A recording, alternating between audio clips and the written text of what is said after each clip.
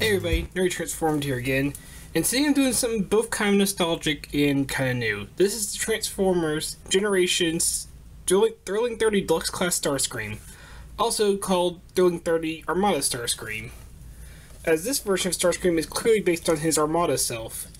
If you don't know, the Thrilling 30 line was kind of doing 30 figures that were, or 30 characters who have been needing figures for a long time and fans were really excited for. Like, we got Jetfire and we got Nightbeat and Scoop for some reason, but lots of characters who hadn't gotten a figure in a very long time. And they finally decided to redo Armada Starscream as, let's be honest, his original figure kinda sucked. A lot, due to the gimmicks. And if you don't know, in the show, our Transformers Armada Starscream started off as a Decepticon, and as per usual, betrayed Megatron. But in this one, he actually became more noble. He was a very noble guy. He was a swordsman. He, eventually joined the Autobots to help save the Minicons, even if he didn't always see eye to eye with the Autobots. And this one is a deluxe. This particular figure is a deluxe class, so it doesn't really fit in scale-wise with most of the Armada line. Except the only ones that really fit in scale well with him is the Universe version of Hotshot and the quote-unquote Bendy Prime from near the end of Armada, since he's also about deluxe class size. So all those would probably fit in together pretty well. 303 also give us that Leader Megatron that was redone in Armada style, so that's definitely on scale, but it is there, so we do got a couple of our Armada figures. To go ahead and show you how, for size comparison, here he's next to the Fall Cybertron Skywarp, who also came out during Thrilling 30 if I remember correctly. You can see a very different jet mode. Also very different from the usual F-15 that Starscream and the Seekers usually do. And for one more comparison, here he's next to Goldfire, who also came out during Thrilling 30. There are a couple other colors. If you get the Legends version, the Legends version of this mold does have a bit more color accuracy to the show model, because there is some black missing on the chest here. There's a little bit of gray on the legs that's missing and such. The Legends version, there's also a Legends version of the Thundercracker colors, and there is of course the Collector's Club version of Skywarp, who has the big fin and all that. And you also notice he is a bit different. If you don't know, I don't have the original Armada Starscream on hand, but the original did have the arms kind of just hanging out here as big engines. To give you an idea, it was kind of like that. Also, that one was not aerodynamic in the least. Well, here, it is pretty flat, and there is a weird curve to the figure. I'm not quite sure what it is, but he's not flat per se. He kind of like bends upward and bends back down again. It's very odd, but it is very aerodynamic. He does look like he would be able to fly just fine. He does have accessory. He has his swords and his launchers up here. The swords don't really do anything in the robot mode, in the vehicle mode, but you could flip out the blade a little bit to kind of give him a bladed wing if you want. The launchers are the main gimmick for this mode. As pushing him forward doesn't launch the missile right away. Actually, putting him forward brings out the yellow part set. I believe we're accurate to show, like, this is toy accurate, this is cartoon accurate. And if you push them further, they do shoot out a normal missile. You can set this back. One thing is, they did fix the launchers in one way, like, because these are they're not big trenches going through, but then you still have these big orange bits back here, which bug me. I get they have to make missiles these big so that way kids can't swallow them easily, but what's with the big orange things just sticking back here? Can't we just push on the missile, or have a much smaller piece, like about here, maybe? I don't know, they do stick out kind of funny, so it does bug me. But I do like the accuracy. I do like that we have the original gimmick here, and we even have Armada. We even have the Armada Minicon ports back. In Thrilling 30, we did get a new Minicon set, but these do work with original Minicons. I just don't have any on hand, but you could take an original Armada Minicon and pop it on there. So now we've covered all that, let's get the transformation. Take the landing gear, fold it all up. You're going to come to the arms and just simply press down them until they untab. Bring them down until they're pointing down. Go ahead and flip out the fist using these little tabs here. Take the wings, rotate them until they're pointing forward, or at least pointing upward, I guess. Take the legs, flip them back, rotate them forward, and the fins will collapse in and make them a bit more show accurate. As in the show, he did not have the fins sticking out that far, unlike the original toy had it. And flip out the heels, which can be kind of hard to grab. There we go. And you'll notice his feet are molded to stand apart, so you can't have him with his legs separate. Bring this on up. This is where it gets a bit more interesting. Whole piece will fold down on this hinge here. This little red flap right here that was hiding the head will fold down. Oh yeah, when you're pushing this in, it causes the head to go ahead and pop out in an auto transform kind of thing. Which it could be a reference to the original, since the original Starscream, when you brought it, an original Starscream, when you brought its leg areas to connect with the chest area, it could press the button that made the head pop up. So that could actually be a reference to the original toy. Then finally, the nose could fall down. There's a little rubbery part. This is my only complaint about the transformation. These pieces don't hold together. I mean, it's not going to flop around. He holds together on his own just from the weight, but I wish this was more secure. And finally, you can also take the launchers and fold them back. And there we have the Thrilling 30 Armada Starscream in his robot mode. Now we got Starscream in his robot mode. It becomes pretty obvious this is not the traditional Starscream.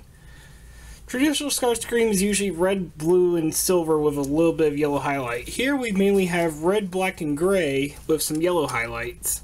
So most of the colors kind of match, but the blue's been swapped out for black, and the yellow is a bit more prominent than it normally is in Starscream's color scheme.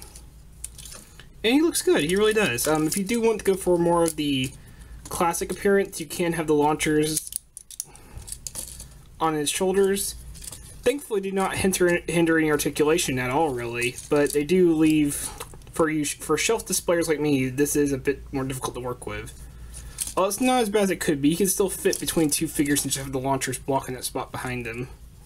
And he'll still fit on a shelf just fine. But if you want the kibble out of the way, you can do that, and it does get rid of the look here, but honestly, it still looks enough like Armada Starscream. It doesn't bug me quite as much, and it keeps the gimmick from getting in the way. At least the gimmick can fold out of the way. And plus, this is actually kind of accurate to how he looked in Transformers IDW Dark Cybertron comics, as he did have these kind of big blocks behind his head, although he has a rounded head, which is a bit odd. For size comparison, here he's next to the Fall of Cybertron Skywarp. Right here, let's actually get Skywarp on, who is a bit more traditional in how Seeker molds are built. And for one more, here we have Goldfire, who's also a bit more winged.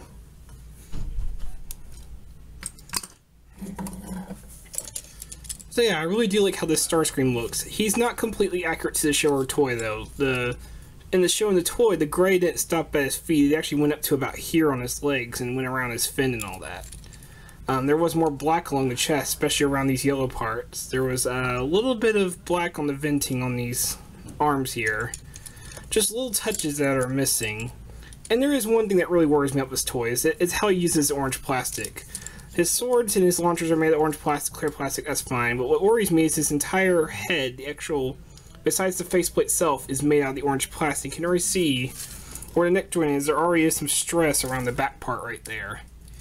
And as you know, clear plastic does not handle stress very well. It does make him light pipe really nice. I mean, it will glow and he will stare you down with his Halloween stare of jack-o'-lantern, like a jack-o'-lantern.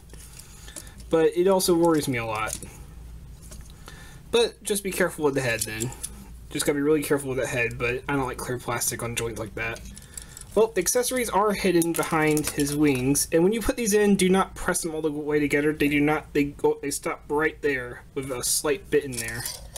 And then they line up to fit behind the wing like so, with the handle being above the blade.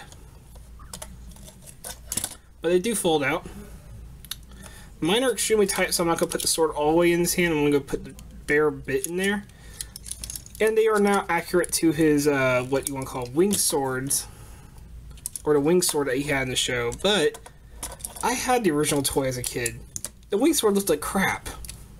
Plus, if you still want to get the look, if you want the look to still be there, you could just give him only one sword, and just simply fold the wing, his left wing down, as that was the wing that turned into the wing sword on the toy. I do wish this was a bit more of a pinkish red that was in the cartoon, because in the cartoon he had energy swords, which the clear plastic would have worked with if there was like a pinkish red like it was in the show, and it would have matched his color scheme a bit better, because this new orange does look a little odd with him. But, you know what, it still works, and you know what, you can still get the classic look down. I personally don't mind him being a dual swordsman now. I think it makes him look a bit more dangerous. And he can actually still wield the Star Saber from Armada. And I also like that his wings are posable. They're actually on ball joints. Like I said, you can fold them down if you want to pretend he has two wing swords. But you can also kind of have him go back to show that he's kind of lunging forward. And since I'm showing us all this anyway, we might as well talk about his articulation. He does have a ball jointed head. And you can look up a pretty good amount. So the taller Megatron really isn't a problem. You can look down slightly too, so if you have like a Legends Bumblebee. As I mentioned, these are on the hinge. The wings are fully ball jointed, so you can twist them all around, and the ball joint stem does go backwards, so they fold back like so, and they can still rotate while they're folded back too, so however you want to pose those. Like I said, you can pose them slightly back for like a running forward kind of look. He does have universal movement in the shoulders, and it's surprising for Deluxe it's not ball jointed. You get these hinge, and I love this kind of stuff when I do this. Roadbusters for some reason was extremely tight, but here, perfect. I mean, you put too far and it is exposed, but if you only go about this far, you can get that kind of look to make it look like his shoulder's not floating there. And it does rotate all the way forward too. Do get a swivel, elbow, do have a hinge but no ball joint. He really could use ball joints in hands as a swordsman. No waist swivel, unfortunately. He does have ball jointed legs, so it bangs into the kibble, but if you move it out of the way. Fully ball jointed. Goes outward up far, swivels. Knee is really good due to the transformation. It's practically a double knee. And you do have a hinge at the foot going forward and back, so you could have a lunging forward pose. There we go.